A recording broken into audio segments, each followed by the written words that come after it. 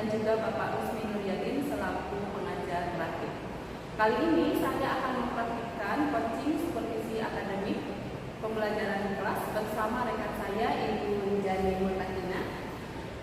Pada kesempatan ini saya akan mengawali dengan percakapan coaching pada pra-observasi yang merupakan rangkaian pertama dari supervisi akademik.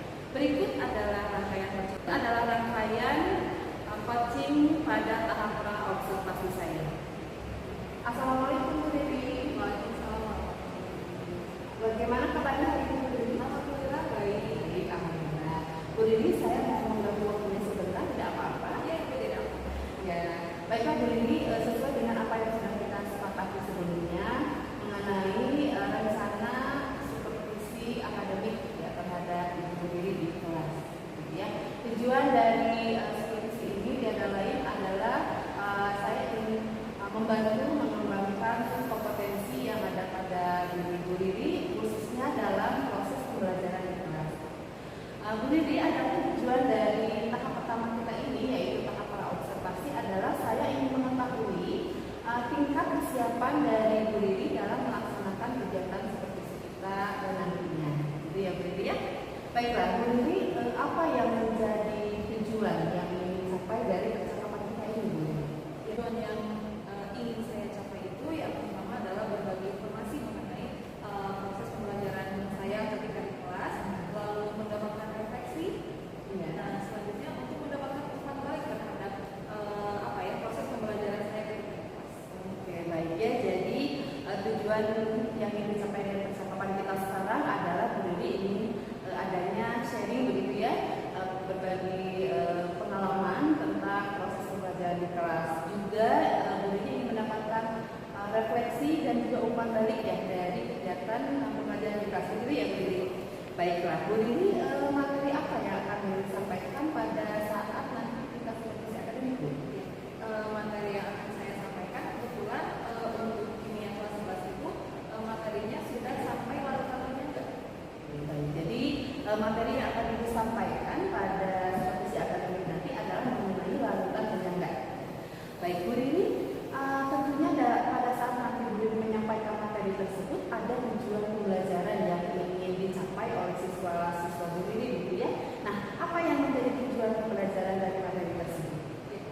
Yang menjadi tujuan pembelajarannya itu diantaranya mengetahui apa itu larutan bakteri, lalu bagaimana ciri-cirinya dan apa saja komponen dari larutan bakteri. Baik, jadi tujuan pembelajarannya ingin mengetahui ciri-ciri, kemudian jenis dan juga komponen-komponen dari larutan bakteri ya, larutan penyangga. Baik, Bu Riri, apa yang sudah Bu Riri lakukan untuk dapat mencapai tujuan pembelajaran tersebut Bu? Tentunya saya sudah menyiapkan beberapa administrasi. Di antaranya ada untuk administrasi ada RPP, lalu juga saya sudah menyiapkan untuk media pembelajarannya yang berupa nama PDF. Nah, setelah itu untuk sumber bacaannya berupa buku sumber dan beberapa artikel terkait yang terdapat di internet. Oh, baik. Saya paham Bu. Jadi tujuan dan juga mungkin ini lebih kepada persiapan begitu ya Bu Riri ya. Persiapan pada saat Bu Riri nanti akan disupervisi. Di antaranya Bu Riri tadi saya mendengarkan sudah mempersiapkan RPP begitu. Kemudian lengkap dengan medianya gitu ya Bu Riri ya. Medianya kemudian sumber belajar saya tadi dengar juga. Baiklah Bu Riri, apa lagi yang Bu Riri persiapkan selain mempersiapkan RPP, media dan juga sumber belajar? Mungkin di apa Bu penilaian apakah kegiatannya bagaimana? Untuk penilaiannya jelas ya Bu, saya akan menilai 3 aspek. Ada 3 aspek yang akan saya nilai. Yang pertama itu ada dari segi kognitif, lalu psikomotor dan sikap. Nah, untuk prosesnya sendiri Bu, yang pertama saya akan menerapkan attitude dasar yang ketika berada di kelas seperti menanyakan kesiapan siswa untuk belajar, lalu setelah itu berdoa, mengecek kehadiran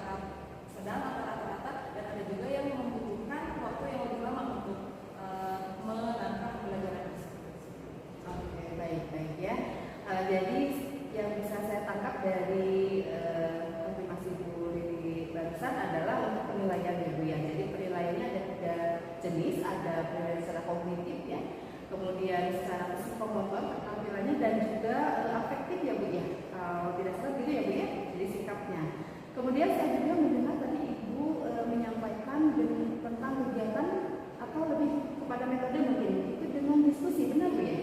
Oke, kemudian dari diskusi juga Ibu berencana nanti akan membentuk kelompok tadi saya dengar ya. Baik, Bu Riri, saya tertarik dengan apa yang Bu Riri sampaikan tadi yaitu mengenai attitude ya. Jadi saya dengar tadi Bu Riri juga dari kegiatan pembelajaran itu ingin melihat attitude siswa gitu ya, seperti apa di pembelajarannya. Nah, Bu Riri, berhubungan dengan yang tingkat kesiapan belajar murid. Hebat berarti ya Bu Riri, luar biasa ini sudah menerapkan prinsip pembelajaran diferensiasi itu. Jadi pembelajaran yang memang melihat kesiapan belajar murid dulu ya. Nah, Bu Riri yang ingin saya ketahui lebih lanjut, bagaimana cara Bu Riri mengetahui tingkat kesiapan murid? Tadi saya mendengar Bu Riri juga untuk tingkat kesiapan murid itu bisa menyimpulkan ada siswa yang cepat, ya begitu, kemudian mungkin sedang dan mungkin juga lama dalam menerima materi. Bu Riri melalui hal apa nih bisa menentukan kesiapan belajar murid tersebut? Ya, karena saya sudah hampir 1,5 tahun ya mengajar di kelas tersebut, jadi saya melakukan pengamatan sehari-hari. Nah, dengan begitu secara alamiah kelihatan mana siswa yang termasuk tingkat yang cepat paham, di tingkat sedang atau rata-rata, dan yang membutuhkan waktu lebih lama. Oke, ya. Menarik sekali Bu. Jadi dari pengamatan sehari-hari begitu ya? Oke, baik ya. Terima kasih Bu Riri atas jawabannya. Luar biasa ya Bu Riri, tadi sudah menjelaskan secara rinci begitu kurang lebih apa yang akan dilakukan Bu Riri di supervisi nanti ya. Saya mendengar tadi Bu Riri ada apresiasi juga itu di awal gitu ya Bu ya? Di awal, kemudian di prosesnya di kegiatan ini ada diskusi gitu, dan di akhir nanti dengan penilaian gitu ya Bu ya. Baik, Bu Riri, tentunya dalam nanti pelaksanaan supervisi akademik kita tidak luput dari tantangan atau hambatan. Apa yang menjadi tantangan atau hambatan Bu Riri ketika nanti menyampaikan pembelajaran di kelas? Untuk saat ini tantangan yang saya hadapi itu adalah karena kita baru saja pulih dari masa pandemi dan sudah mulai melakukan sekolah offline lagi, yang menjadi tantangan saya itu adalah learning loss, karena tidak seperti sebelum pandemi. Sekarang itu membutuhkan effort yang lebih gitu untuk menyampaikan materi supaya dipahami oleh siswa. Oke, ya baik. Jadi menurut Bu Riri tantangan yang akan dihadapi nanti karena kita sudah learning loss seperti berapa tahun begitu ya akibat pandemi ini, bagaimana memulihkan siswa dalam hal penerimaan materi begitu ya. Baiklah, Bu Riri, tentunya tantangan ini tidak akan Bu Riri biarkan begitu ya. Nah, pastinya akan harus ada solusi atau penyelesaian.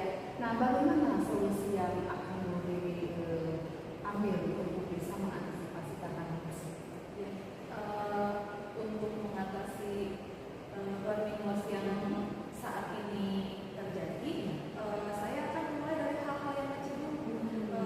Contohnya seperti mengimplementasikan materi yang akan saya ajarkan di dalam kehidupan sehari-hari supaya penerimaan anak itu lebih mudah, supaya lebih mudah. Jadi dimulai dari hal-hal kecil yang ada di sekitar kita,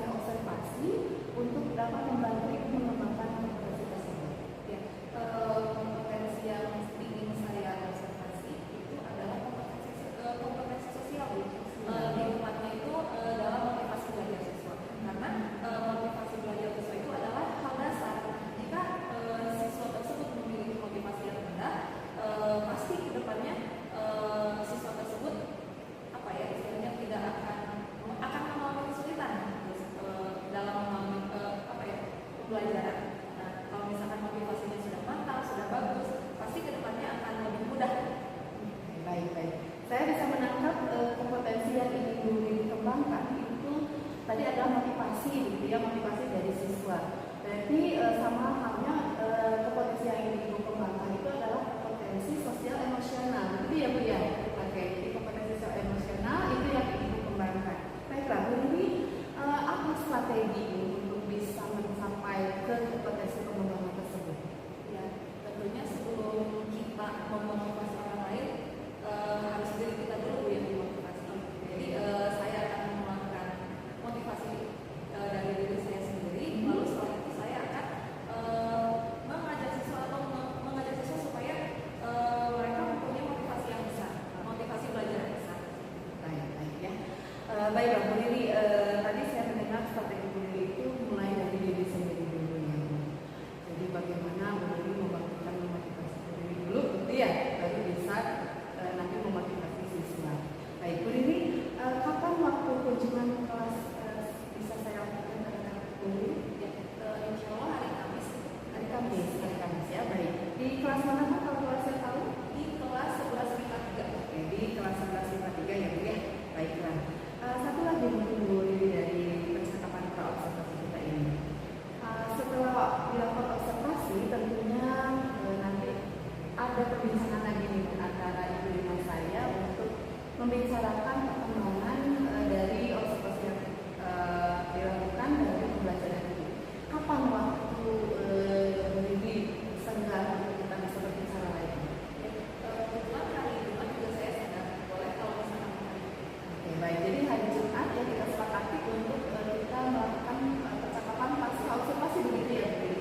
Baiklah Bu Lili, saya juga ingin menginformasikan ya nanti pada saat Bu Lili melakukan kegiatan pembelajaran di kelas, saya sebagai supervisor di dalam hal ini akan mencatat data-data gitu ya, apa yang menjadi kompetensi yang akan dikembangkan oleh Bu Lili. Nanti hasil catatan saya data-data tersebut itu yang akan menjadi bahan untuk dibahas di percakapan pasca observasi.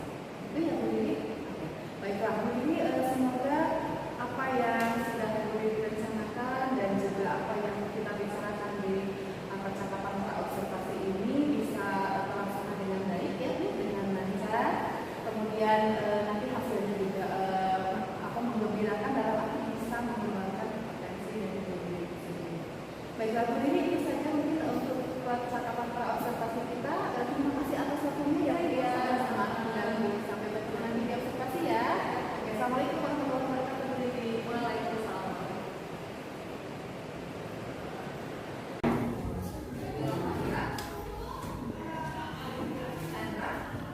Mengenai lautan penyangga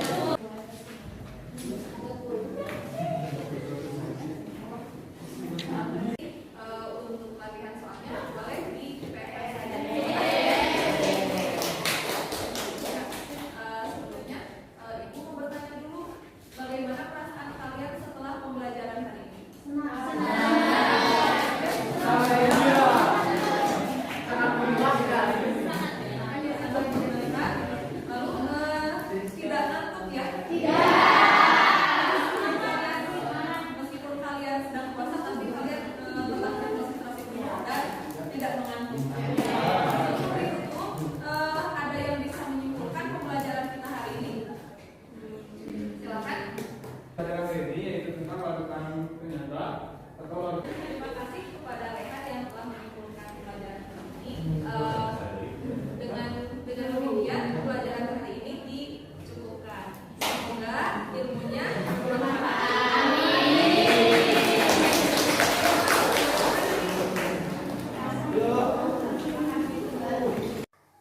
Assalamualaikum Bu Riri. Waalaikumsalam. Apa kabarnya hari ini Bu Riri? Alhamdulillah. Sehat ya, alhamdulillah. Terima kasih loh sudah kemarin membantu saya untuk melakukan observasi begitu ya di supervisi akademik ya Bu Riri. Baiklah Bu Riri, adapun tujuan dari percakapan kita itu sekarang adalah lebih kepada menghubungkan gitu ya apa yang sudah Bu Riri lakukan pada saat kemarin di observasi gitu dengan nanti bagaimana hasil setelah diobservasinya gitu ya Bu Riri ya. Baiklah Bu Riri, bagaimana perasaan Bu Riri kemarin setelah diobservasi gitu di pembelajaran Bu Riri? Yang jelas saya merasa senang ya Bu, karena ketika saya melakukan metode pembelajaran tersebut terlihat antusiasme siswa itu sangat tinggi seperti itu. Oh iya. Oke, jadi Bu Riri merasa senang gitu ya? Ya, karena kan ketika melihat anak-anaknya semangat belajarnya jadi lebih meningkat selama pembelajaran. Oke ya, terlihat dari anak-anak yang motivasinya lebih tinggi begitu ya pada saat pembelajaran. Baiklah, Bu Riri, apa nih yang Bu Riri harapkan dari percakapan pasca observasi kita sekarang ini? Iya, saya berharap motivasi belajar siswa sangat semakin meningkat. Lalu kan kita sekarang pasca pandemi ya Bu, jadi ingin mengikis learning loss yang sekarang sedang terjadi pada siswa seperti itu ya. Jadi Bu Riri pada percakapan ini tuh salah satunya sebagai refleksi ya, dan juga ingin ada solusi begitu ya untuk mengatasi bagaimana learning loss dari siswa yang kita ketahui begitu ya kondisi-kondisi dari pandemi sebelumnya. Baiklah Bu Riri, bisakah Bu Riri ceritakan gitu ya bagaimana pengalaman Bu Riri pada saat observasi kemarin dalam melakukan pembelajaran, khususnya di perkembangan dari kompetensi sosial emosional yang menjadi bahan pengamatan kita kemarin. Bisa diceritakan Bu Riri? Ya. Kalau secara progres sudah mulai terlihat ya Bu, meskipun memang pada bagian pembukaan masih terlihat malu-malu siswanya, tetapi ketika sudah mulai memasuki inti pembelajaran, nah itu apa yang ingin saya tingkatkan mulai terlihat. Dilihat dari banyaknya siswa yang bertanya kepada guru ketika merasa kurang paham, lalu antusiasme diskusi siswa ketika ada siswa yang mempresentasikan gitu. Dan ketika diminta menyimpulkan pun siswa semangat untuk menyimpulkan pembelajarannya. Oke, baik ya. Jadi dari progres kompetensi sosial emosional yang perlu dikembangkan, dari awalnya anak-anak itu malu-malu begitu ya Bu Riri ya, tapi ketika di proses pembelajarannya mereka sudah lebih meningkat begitu ya motivasinya pada saat presentasi, dan juga di akhir pembelajaran tadi saya mendengarkan informasi Bu Riri, anak-anak sudah bisa menyimpulkan pembelajaran begitu ya Bu Riri ya. Baiklah, progresnya menurut Bu Riri sendiri itu sudah terlaksana dengan baik atau memang bagaimana Bu Riri?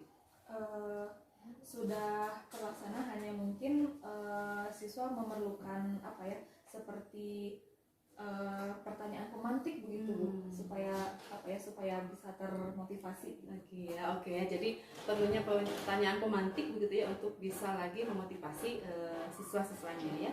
Oke. Baiklah Bu Riri, menurut Bu Riri sendiri apa yang sudah baik yang sudah Bu Riri lakukan sehubungan dengan pembelajaran kemarin dan pengembangan kompetensi sosial emosional yang menjadi fokus observasi? Ya, ketika memulai pembelajaran saya sudah selain memberikan motivasi, saya pun memberikan apersepsi. Nah, apersepsinya itu berupa pertanyaan yang ada di kehidupan mereka sehari-hari, tetapi tetap berhubungan dengan materi yang akan diajarkan, karena menurut saya ukuran keberhasilan suatu tujuan pembelajaran itu terletak pada apersepsinya. Kalau misalkan memang apersepsinya memantik, nah otomatis pembelajaran pun akan berjalan sebagaimana mestinya sesuai tujuan pembelajaran yang ingin dicapai. Oke, luar biasa sekali Bu Riri ya. Saya mendengarkan Bu Riri memberikan informasi bahwa Bu Riri sudah memberikan persepsi ya di awal pembelajaran begitu, dan ini menurut Bu Riri penting sekali ya untuk menghubungkan siswa begitu ya dari kehidupan sehari dengan pembelajaran yang sedang mereka pelajari ya, luar biasa. Supaya lebih ada implementasinya gitu. Ada implementasinya, baik-baik. Apalagi Bu Riri yang sudah Bu Riri lakukan? Ketika sedang melakukan pembelajaran, ketika ada siswa bertanya kepada guru, ya saya memberikan apresiasi berupa kata-kata motivasi, kata-kata semangat, untuk mengapresiasi keaktifan siswa tersebut. Iya. Jadi selain persepsi, Bu Riri juga sudah memberikan kata-kata motivasi begitu ya untuk membantu siswa mengembalikan istilahnya jati diri mereka seperti itu ya. Baiklah Bu Riri, apa yang menjadi indikator yang menunjukkan bahwa Bu Riri sudah melakukan hal yang baik tersebut? Yang jelas dari respon siswanya ya Bu, kelihatan semakin aktif gitu. Ketika sudah bertanya kepada guru lalu saya apresiasi, siswanya semakin semangat lagi gitu. Ya baik, jadi dari respon siswa ya Bu Riri, indikatornya bahwa mereka sudah menunjukkan respon yang baik gitu ya terhadap apa yang Bu Riri lakukan selama pelajaran, begitu ya Bu Riri. Baiklah Bu Riri, pada skala 1 sampai 10 ini ya, ada di angka berapa untuk proses pengembangan kompetensi sosial emosional yang Bu Riri lakukan? Berapa ya? Menurut saya 8 ya, di angka 8 Bu Riri. 8. Oke, di angka 8 itu seperti apa Bu Riri? Bisa diceritakan? Kenapa saya memilih angka 8? Karena meskipun banyak siswa yang motivasinya sudah terbangun, tetapi tidak sedikit juga siswa yang membutuhkan motivasi yang lebih. Jadi beberapa orang belum terstimulus lah untuk motivasinya muncul. Oke ya, jadi sebagian besar sudah termotivasi secara mandiri begitu ya, tapi ada juga yang masih perlu penguatan motivasi ya, luar biasa. Bu Riri, menurut Bu Riri, hal apa dari pembelajaran kemarin yang masih perlu ditingkatkan Ibu? Tentunya hal-hal yang bersifat internal ya Bu. Salah satunya adalah bonding di antara guru dan siswa, karena kan kita mengajar itu tidak hanya satu arah, jadi kan harus ada interaksi antara guru dan murid gitu. Jadi yang pertama bonding antara guru dan siswa seperti itu. Sepakat Bu Riri, jadi adanya interaksi begitu ya mungkin ya antara guru dengan murid yang semakin baik begitu ya, bisa ditingkatkan. Menurut Bu Riri sendiri, selain meningkatkan interaksi antara murid dengan guru, apalagi yang perlu dikembangkan? Ya, salah satunya dan yang paling pentingnya adalah cara berkomunikasi kita kepada siswa, karena seringkali ada memang yang mungkin termasuk saya sendiri masih belajar ya Bu. Kalau misalkan cara komunikasinya belum baik dan benar, maka siswa itu tidak akan kalau punya itu satu chemistry dengan kita gitu. Iya, itu. Jadi cara berkomunikasi begitu ya. Oke, baik Bu Riri. Bu Riri, siapa yang akan dimintai dukungan nih untuk bisa melakukan hal yang ingin dikembangkan tadi? Ya, tentunya dari lingkungan yang paling dekat dulu ya Bu, keluarga saya, khususnya orang tua saya, karena orang tua saya itu memiliki profesi yang sama gitu sebagai guru. Nah, selain orang tua saya bisa meminta dukungan ke rekan sejawat di MGMP atau guru-guru senior. Oh iya, baik ya. Jadi yang akan dimintai dukungan dari guru itu pertama keluarga dulu mungkin ya. Oke, kemudian baru ke MGMP, rekan sejawat di MGMP, dan berikutnya adalah ke senior kita gitu ya.